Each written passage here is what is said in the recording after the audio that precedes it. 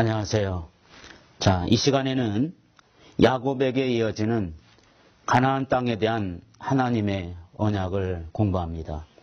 가나안 땅에 통해서 나타난 천국운동 7번째 강의가 되겠습니다. 창세기 32장에서 에서와 야곱이 만날 준비를 하는 그런 내용을 공부했다면, 이제 33장에서는 야곱이 에서를 만나는 장입니다. 33장 17절에 보면 야곱은 숫곳에 이르러 자기를 위하여 집을 짓고 그의 가축을 위하여 우릿간을 지었으므로 그 땅 이름을 숫곳이라 부르더라. 에서와 감격적인 회유를 하고 이제 야곱은 베델로 올라가야 됩니다. 왜 그러냐면 31장에 보시면 하나님께서 야곱 그리고 라반과의 관계 속에서 라반에게 떠날 때 31장 13절에 나는 베델의 하나님이라. 하나님께서 거기서 기다리고 있거든요. 이제 에서와 화해를 했으니까 이제는 베델로 가야 됩니다. 그러나 야곱은 어찌된 일인지 베델로 가지 않고 세겜 땅으로 들어가는 모습을 봅니다. 세겜 땅 숫곳에 들어가서 갔는데 그 목적이 정말 이제는 하나님을 위해서 가야 되는데 하나님보다 여기 두 가지 이유 때문에 갔다고 33장 17절에 말하고 있습니다. 하나는 자기를 위하여. 이 말씀이 강조되고 있습니다. 오늘 야곱은 자기 자신을 위하여 이 땅에 들어가게 된 겁니다. 사실 하나님을 위하여 들어가야 되는데 자기 때문에 아마 자기를 보호하기 위해서라든지 아니면 자기의 부귀와 영화라든지 자기의 안락을 위해서 이 땅으로 들어간 것 같습니다. 뿐만 아닙니다. 가축을 위하여 이렇게 말하고 있습니다. 야곱은 지금 베델로 가야 되는데 가축을 위하여 갔다. 자기 재산을 지키기 위해서. 그동안 에서와의 관계 속에서 하나님 앞에서 여러 가지 화해하고 또 하나님이 주신 평화와 기쁨의 역사가 있었음에도 불구하고 그걸 잃어버리고 그저 자기 재물, 자기 재산을 지키기 위해서 바로 숫곳 세겜 땅에 들어가게 된 것입니다. 34장에 가보면 그 세겜 땅에 들어간 부작용이 하나가 나오는데 야곱에게는 디나라고 하는 딸이 하나가 있었습니다. 이 딸이 그 세겜 땅이 하도 희한해서 그쪽으로 구경하러 갔다가 거기서 세겜 사람들에게 강간을 당하게 됩니다. 특별히 그 강간을 당하게 되었는데 그 세겜의 추장 아들 하몰이라고 하는 아들에 의해서 강간을 당하게 되고 이것 때문에 야곱의 아들들이 분개하게 됩니다. 그래서 거짓으로 그들과 화친하게 하고 이러한 여러 가지 모습들을 갖지만은 나중에 이들과 큰 전쟁을 하게 됩니다. 그리고 화해하는 여러 가지 모습 속에 그들은 할례를 같이 하면 서로 친구가 되고 같이 살게 되겠다고 얘기를 합니다. 그때 세겜 사람들이 전부 다 할례할 때 이때 야곱의 형제들이 들어가서 그들을 쳐 들어가게 됩니다. 그 속에서 야곱은 큰 곤란과 어려움을 겪게 되는 과정이 바로 34장에 있는 내용입니다. 34장 30절에 보면 야곱이 시므온과 레위에게 이르되 너희가 내게 화를 끼쳐 나로 하여금 이 땅의 주민 곧 가나안 족속과 브리스 족속에게 악취를 내게 하였도다. 나는 수가 적은즉 그들이 모여 나를 치고 나를 죽이리니 그러면 나와 내 집이 멸망하리라. 야곱은 지금 무엇을 두려워하고 있습니까? 세겜 사람들은 많고 야곱은 수가 적으니 혹시라도 저들을 통해서 우리가 멸망당할까 봐 지금 야곱이 자녀들에게 염려하고 근심하고 걱정하는 내용을 보게 됩니다. 왜 이런 일이 왔어요? 하나님은 지금 베델에서 기다리는데 베델로 가지 않고 세겜 땅으로 간 것 때문에 그렇게 된 겁니다. 룻기에 보게 되면 나옴이라고 하는 시어머니가 나옵니다.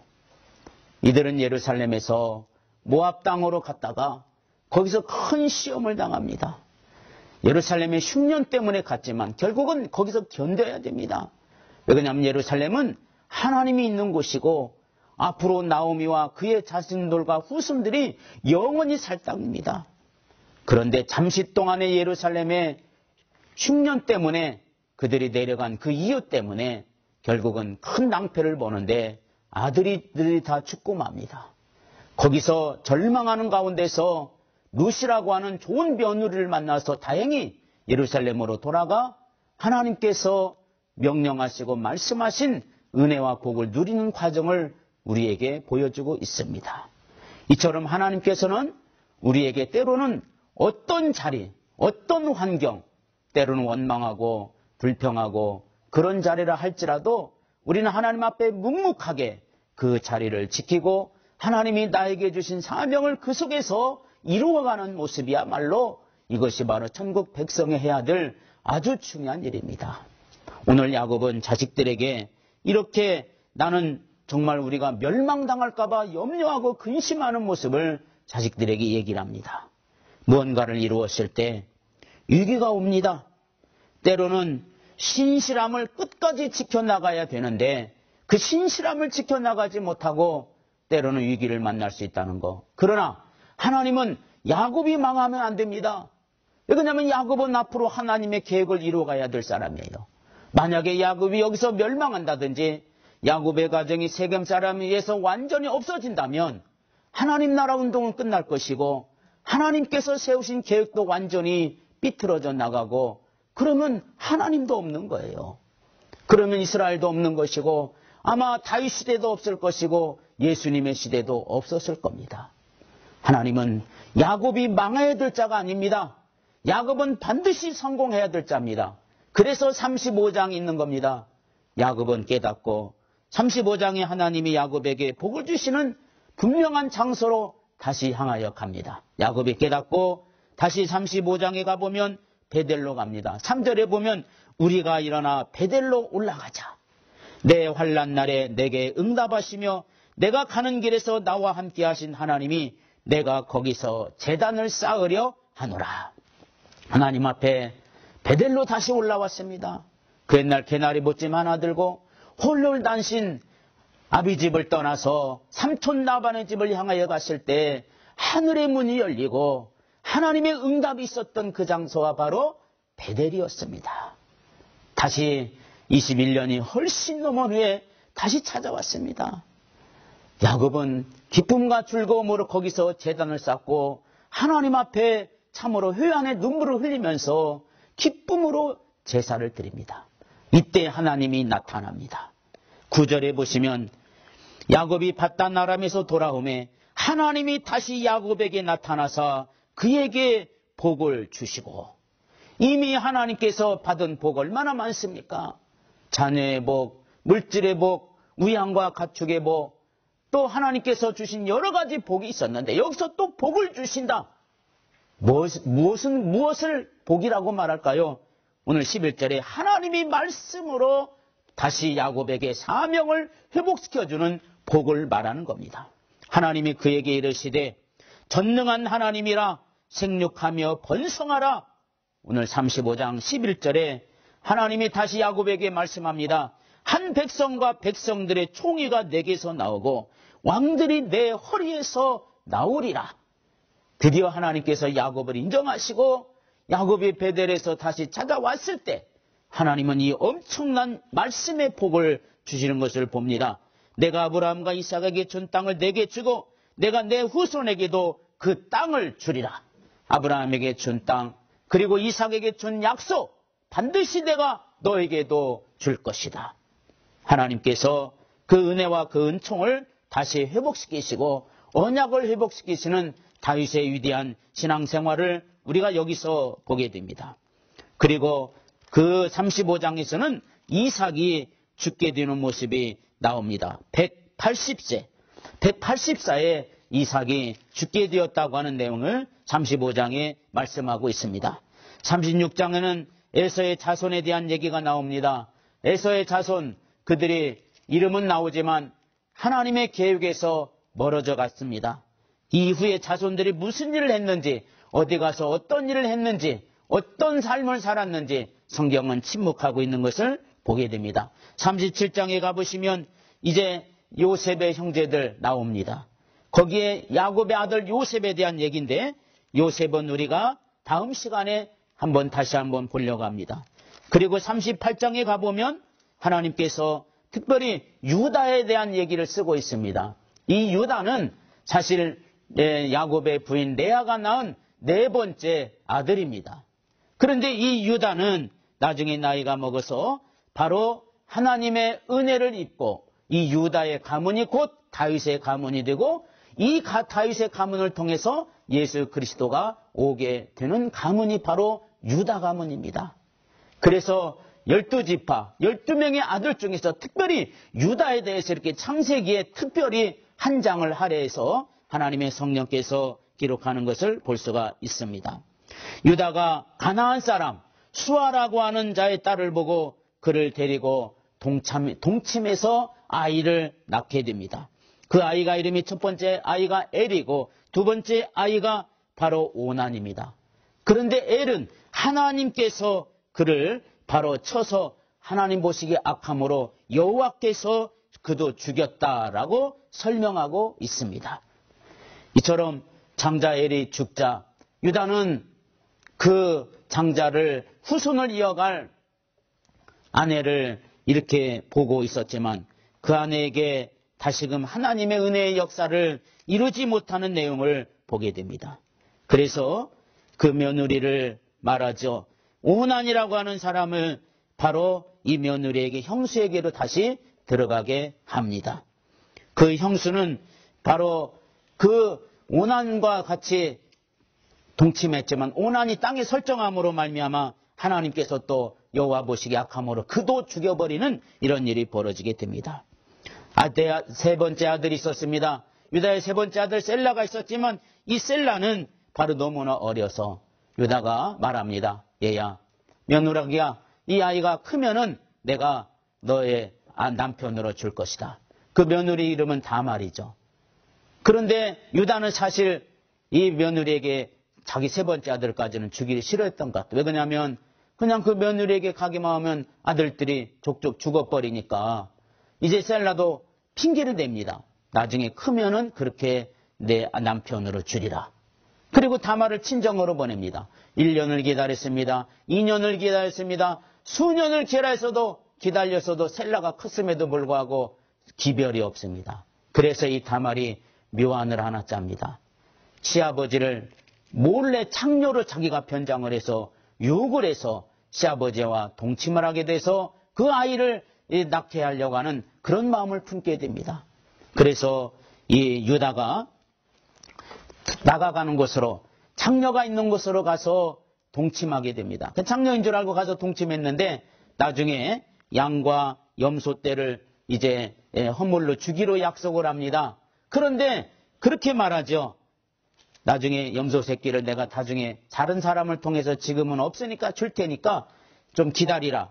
그때 이 다말이 그러면 그것을 줄 때까지 저에게 담보물을 주십시오.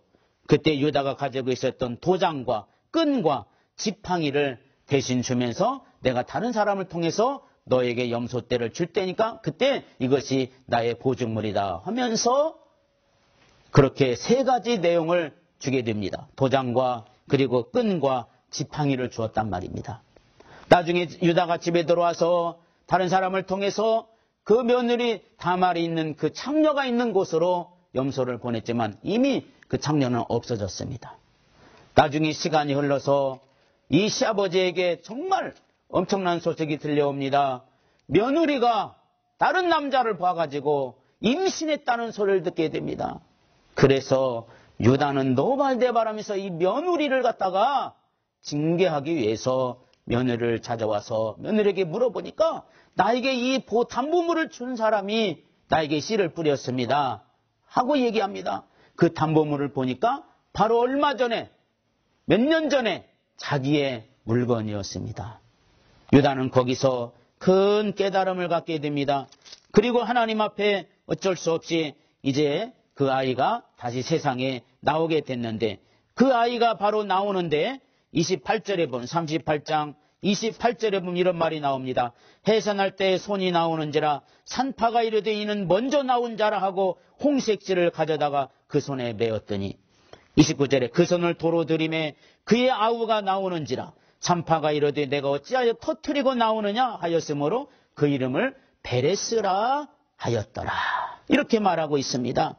그러므로 여기 보면 베레스라고 하는 아들이 나옵니다. 처음에 이 아이가 이 다말의 몸에서 나올 때 먼저 손을 내밀고 나온 아이가 있었습니다. 그 손을 내밀고 머리가 나중에 나왔지만 손을 먼저 내밀기 때문에 이건 큰아들이다 하고 그 이름을 딱 보니까 그 손을 도로 박 집어 넣었어요.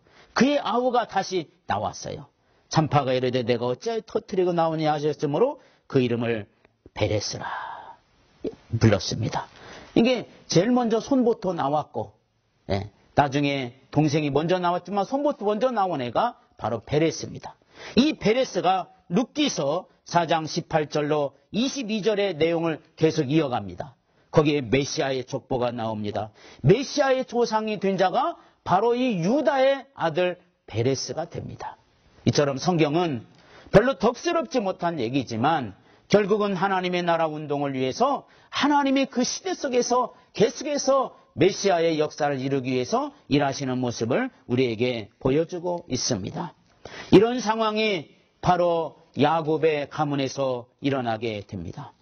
그래서 야곱은 하나님의 은혜로 요셉이 애굽으로 들어갔을 때 창세기 46장에 가보시면 야곱이 이제 애굽으로 올라갑니다. 46장 2절에 보면 그 밤에 하나님이 이상 중에 이스라엘에게 나타내 이르시되 야곱아 야곱아 하시는지라 야곱이 이르되 내가 여기 있나이다. 하나님이 이르시되 나는 하나님이라 내 아버지 하나님이니 애굽으로 내려가기를 두려워하지 말라. 내가 거기서 너로 큰 민족을 이루리라. 내가 너와 함께 애굽으로 내려가겠고 반드시 너를 인도하여 다시 올라올 것이며 요셉이 그의 손으로 내 눈을 감기리라.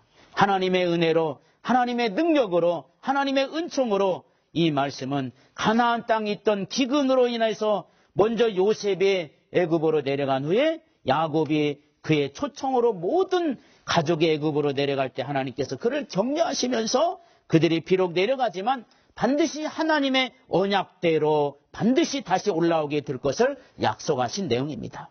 사실 이들이 애굽으로 내려가는 것은 현실적으로는 어쩔 수 없어서 내려가는 것 같지만 그러나 실상은 하나님께서 아브라함과 맺은 언약 이걸 이루시기 위해서 아름다운 과정임을 우리에게 보여주고 있습니다. 이처럼 하나님께서 야곱의 평생에 하나님이 가나안 땅을 향한 아름다운 여정이 시작되고 창세기 15장 우리에게 말씀해 주신 내용처럼 하나님께서 이방의 객이 되게 하시려고 야곱의 후손이 이방 땅인 애굽으로 지금 올라가게 하셨던 내용이 바로 창세기 46장에 가보면 나오고 있는 것을 볼 수가 있습니다. 그래서 야곱의 일행이 애굽으로 무사히 올라가서 처음에는 정말 하나님의 은혜로 요셉 때문에 야곱의 후손이 거기서 부귀와 영화를 누리게 되는 겁니다.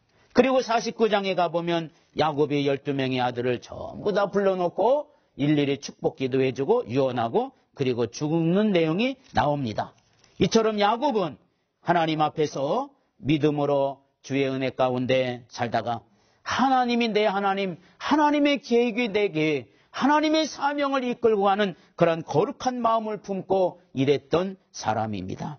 그는 91살에 사실 요셉을 갖게 됩니다. 100살의 아브라함도 이삭을 낳았는데 아마 그때는 이렇게 나이가 많이 먹었어도 충분히 아이를 낳을 수 있는 그런 환경이 하나님이 섭리하시고 역사하신 것 같습니다. 1살에서 15살까지 바로 할아버지 아브라함과 살았습니다. 할아버지를 통해서 받은 하나님의 뜻, 하나님을 말씀을 온전히 사모하고 기다리고 그걸 실행에 옮기려고 했던 야곱. 15살까지의 그 믿음과 신앙이 평생 가게 됩니다. 그래서 그는 147살에 죽게 되는데 사실 죽기 바로 17년 전에 애굽으로, 즉 130살에 애굽으로 올라가서 거기서 17년 동안 애굽에서 살다가 147세에 야곱의 일생이 마치게 됩니다.